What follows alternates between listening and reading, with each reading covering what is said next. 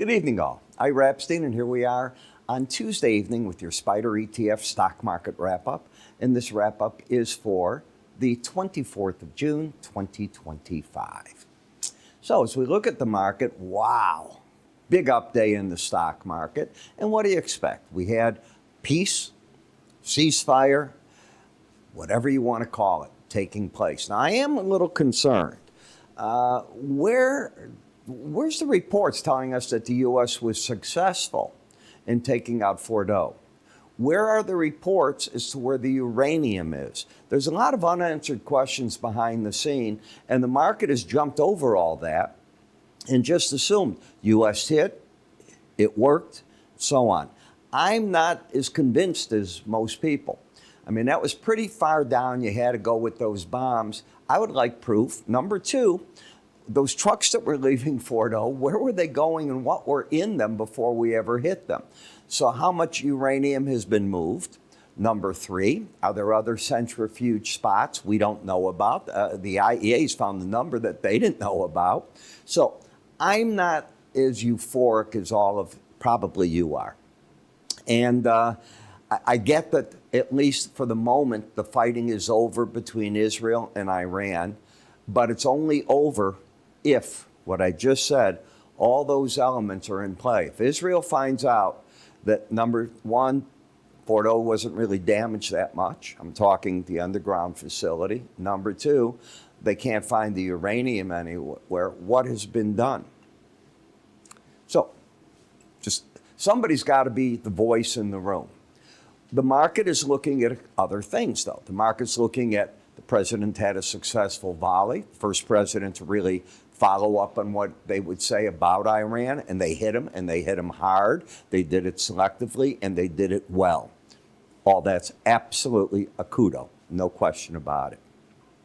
The market is looking at the fact that the very next thing on the horizon seems to be closer are rate cuts by the Fed. We now have 3 members that have come out in favor. And if you saw the first leg of the testimony on Capitol Hill today at 9 in the morning, Central Time, it's 10 Eastern, and you can watch it on the different news channels. Fed Chair Powell testifying, and he's certainly open. He didn't close the door that there could be a cut if everything warrants. What he'd probably need is the labor market to weaken.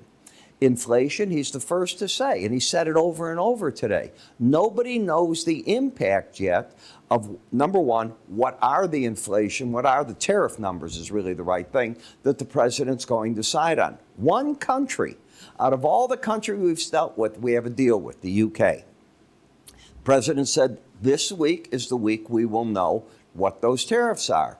You already heard today the first negative part, that the European Union is going to target Boeing. So that's why Boeing didn't participate in anything today and started slipping back. They're on their hit list, and they're looking at others. I write about it in my newsletter, and I give you all the things that are looking for that. I don't want to go through that here. But you're getting the countries now coming out that they're getting ready to be reciprocal with tariffs that we put on them. They're going to strike back at America. Doesn't sound to me like the EU believes they can make a deal with the U.S. Why would they let all this be known at this point in time unless that's their negotiating point? And that's a rough negotiating point with Trump, as you know. Once you put out your chin, he likes to hit it. So we will see, but tone everything down a little bit. The market is near highs. It hasn't gone for them yet. And that's in the futures markets that I'm talking about. Now we can get to the individuals. Tomorrow you're going to have a couple of other things. You're going to be getting the Mortgage Bankers Association numbers. They'll come out. Interest rates have been falling. I was listening to Bill Gross from PIMCO days. You know, he's a great trader. I can't say enough greats in the debt. He doesn't think you're going much under 4.25% in the 10-year note. We'll see if he's right or wrong on that. New home sales data is going to be released at 9 in the morning. This is the summer. You can be surprised. The builders can do things. How much, I don't know, but they can buy down. The problem they have is you buy down a mortgage, but let's assume you do it for a year. That client is going to be stuck with a higher number probably when they have to go to the open market to do something. The semi-annual monetary policy update to the Fed is going to come out by the Fed, is going to happen at 9 o'clock. And we're going to get, while we had the API numbers, and you can hit pause here if you want to read what those are, you're going to get the EIA numbers tomorrow. But, you know, the good news is Israel has opened its airspace. By the time you see this, maybe Iran has opened its. And once they're opening airspace and they can convince other carriers to come in, life starts getting, for the moment, back to normal. I'm going to give you that warning. If you start hearing that the U.S. really didn't take out Fordow, you got it in your mind. Wonder what that means to the president. I can't answer. I can't get into his head, but that's what I'd be looking at. Okay? All right, so as we take a look at the markets, GM was up, but not Ford, which was interesting. Microsoft got a good bid today. Uranium got itself a nice bid. Remember, uranium was basing out at 25, so that's gone up quite a bit. Gold market, you would assume, would be down. It was. Same in the GDX, the miners, and the same in the silver market. Now, copper was up. There's talk that in the London Metal Exchange, there's a squeeze play that is taking place. And it's on the nearby contracts, and if that is the case, you want to keep your eye on that. That could get things going. Tesla, after the euphoria of a $30 raise the other day, giving back a little bit on that. NVIDIA gained another $3, so the market is doing great. It's trying to get through the 150 area. Uber gained very nicely as Waymo announced they're going into Atlanta, and Uber will be, in part, handling all that business. So, you know, I love Uber. You know it. It's one of the holdings that I have my subscribers in the morning, if they follow me, into, and it's done rather well. They've also been in NVIDIA since December 2023 when I started recommending it. I was late to the party, but you try to imagine what that's done. By the way, I've had plenty of losers, too. And I want you to know that, okay? The other day I tried to buy ET. I was wrong. I've got some clients in MP right now. We'll see if I'm right. If you think that people like me that are more traders can win every trade, you are so wrong. What a lot of investors do is they'll buy it, doesn't work out, it'll come back. Let's look at something else now. That is not the technique that I employ. I am about trading and holding core things as long as you can. And that's what, I mean, it's going to be 2 years in December that you'll have been in NVIDIA. I don't know that I'll have it at that point, but I assume that you will, so we'll see. And when I say I, my subscribers. So let's define what I do, and you understand that. I don't manage anyone's money, and I don't want to, all right? It's just recommendations. All righty. So restoration hardware. Sideways action, that's what I'm seeing, and volatility out of the market in a downtrend, and did not participate today with the Fed chair on Capitol Hill saying, well, you know, maybe there will be some cuts coming down the road here. But the market is sitting very coyly at the 18-day average of closes. I don't see it busting out of this anytime soon. It could happen, but I'm not seeing it. But I'm not seeing it wanting to go into a big decline either. I see it wanting to build sideways action, and that's why I wanted you to see this before it develops, that I'd like it to spin more in there. And in that spinning, not break out either way, but the longer it goes sideways, then if interest rates start coming down and people feel, okay, now I'm going to go out and spend my money on things, away you go. I was watching on Kramer today on CNBC, and he was interviewing the head of MasterCard. And he was asking, are you seeing the consumer pull back? And the answer is no. And that's very important to me, because that means the consumer is preparing to go. And if they want things for their home, this could be one of the companies that they go to. I don't know that it will be, but it could be. What we have is the trend down, the bias up, and momentum down getting close to, but not yet in an area that's really oversold, but certainly oversold. Any reading under 30, I consider oversold. And by the way, I have a charting course that teaches all this. I'll show you that at the end of all this, because you have to learn these definitions if you follow me. In MP, 3 days in a row down and still embedded. It's do or die time. If the market's good, it's got to lift itself up now. If it's not in one more day, you probably lose the embedded reading. It did close at 82.55. It needs to have an up day. We'll see if it gets it. In Broadcom, right back to where it keeps failing from, the upper Bollinger Band in somewhat sideways action. Momentum up, not a trend. Lower low, higher high, and into a resistance point. In Google, it's been going the other way. And as the market's slipping back down here, you can see how it held the Bollinger Band, and now it's fighting a battle at the 100-day average. It really got through that 100-day average. Lickety split 3 days ago on Friday, and now the market is trying to come back there to figure out what to do. But the trend is down, not up. In Netflix, you're reaching out. We were just talking, could it go to the 1,300 level? This could be a base that this market just moves from. It is overbought. I teach that clients not to buy over Bollinger Bands. And I'm not changing my teachings. Why? If you go back on these charts and you buy over them, it's one thing if they run them, but even then you're coming back inside of them. You'll see as you look at your charts longer and longer. Robinhood, right back to the highs. This market just doesn't want to give up. It's got an embedded reading. Each break is getting bought. As the market goes to the band, it stops short, pulls back, and it just keeps grinding itself higher. That's bullish, not bearish. In Tesla, it certainly took off to the upside and got itself overbought very fast. Didn't quite make it to the Bollinger Band. I was hoping it would.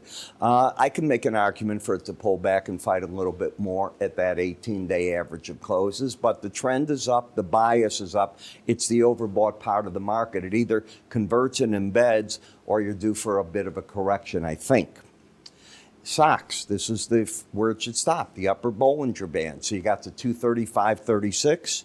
The number was 235.10, as you can see. 236.73, I'm sorry, was the upper band. And you just missed it by $1.36 or so, $1.37. We'll see if it can get up there in the next day.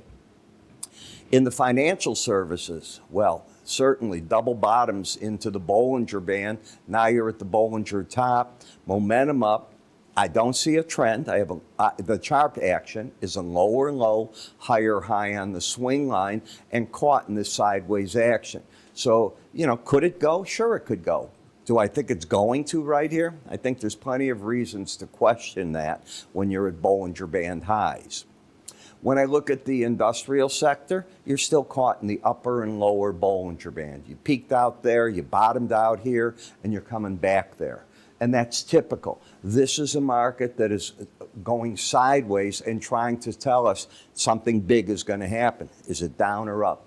I happen to lean that the markets are still going to be upward, not downward. I'm overall bullish the stock market, so any of these that are doing that in the sideways, I should have an upside bias. On energy, well, kaboom, you can see it. Now remember, this is the energy select sector. This isn't necessarily oil. These are the service companies, things of that nature, refineries, but boom, the big profit came out of them. I laugh about it, it's instant. And there was a warning. Take a look. You lost the bullish embedded reading. The goal is, the question, you were already at a target, the 100-day. I guess if you went down further, it could be the 18. And now the question is it going to go even more? The trend is down. The bias of the market is down. You closed at 84.91. The 18-day average, 85.07. Everything is bearish on the chart right now.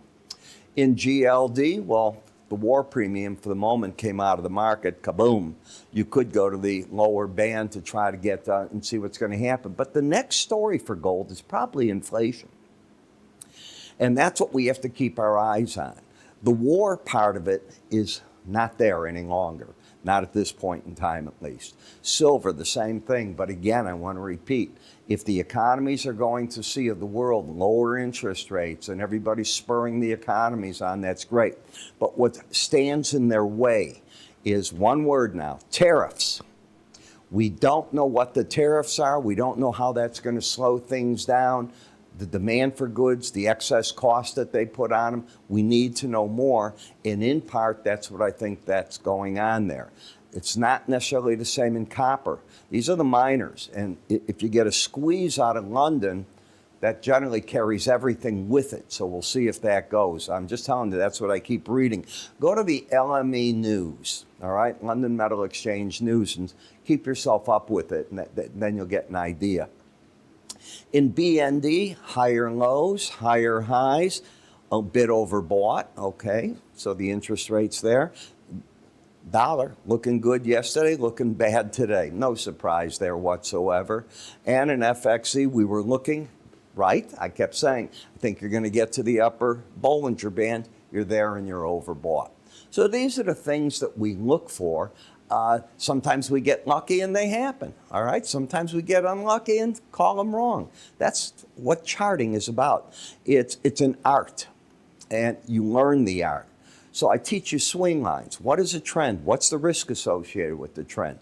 Moving averages. I don't know any TV analyst that doesn't talk at some point about the moving averages. And if they don't and they're a good analyst, they know what they are. You'll find that out. The slow stochastics, that's what I like for momentum.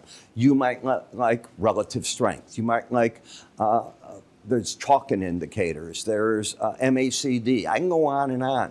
You figure out a momentum index that fits you. This fits my personality very well. Bollinger Bands, you have to understand them. Because without them on a chart, you always wonder, why did it stop there? This helps answer that question. And then window envelopes. Markets don't always hit Bollinger Bands. So what's in front of a Bollinger Band if it's not a moving average? I teach you how I work with that. It's all in my course, my full charting course. Just go to iraepstein.com. With the course, you get the charting software, 45 videos. I mean, you're really going to be a lot of videos. It'll take you a week and a half to get through them all if you're going to learn. You can race through them, but you don't learn diddly if you're going to learn. And then you get a month of all my research with it thrown in if you're not a subscriber already. iraepstein.com, courses. I'm Ira. I'll catch up with you in the other videos tonight or see you first thing in the morning.